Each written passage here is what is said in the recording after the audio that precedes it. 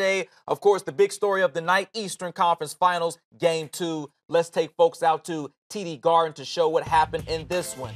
Celtics, Cavs, Boston trying to even up this series at 1 apiece, but it was not to be. In transition, Avery Bradley going in, LeBron James with his staple, the chase down block, Cleveland up 23-12 early. Cavs with the rock now. LeBron taking it to the rack. He's been so aggressive these first couple of games. And one for LeBron. Cavs up 17. Second quarter, Cleveland starting to run away. Kevin Love, two-hand stuff. Cavs up 61-24. Final seconds of the first half. Love off the mark. J.R. Smith at the buzzer gets it to go. Cavs up by 41 at halftime. That sets an NBA record for largest halftime lead in postseason history. Third quarter, more of the same. LeBron beating the shot clock. What a contest for him. 30 points, 7 assists. Cavs win 130-86. Largest margin of victory for the Cavs in postseason history. This was a complete beatdown. Yeah, the NBA finalists for MVP were announced today. LeBron wasn't one of them. Yep. Okay. The Boston Celtics, they had the #1 overall seed in the Eastern Conference. This is a message game. And do you know the Cleveland Cavaliers played 8 games this year without LeBron James? Take a guess what their record was. I don't think they won any. Yeah, that's right. They're 0-8. Yep. So now you put him on the floor. Not only are they dominating the competition, this was an utter embarrassment. This was 30 with 6 minutes left in the second quarter.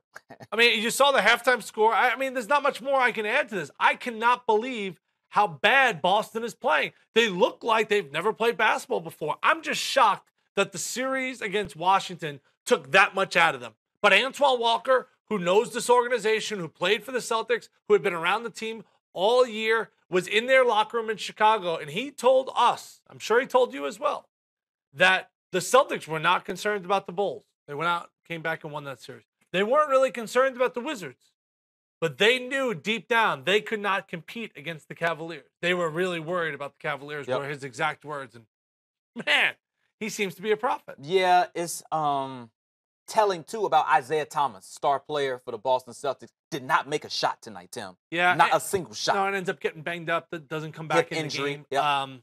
You just wonder what this series does, because Boston has the #1 pick. Okay.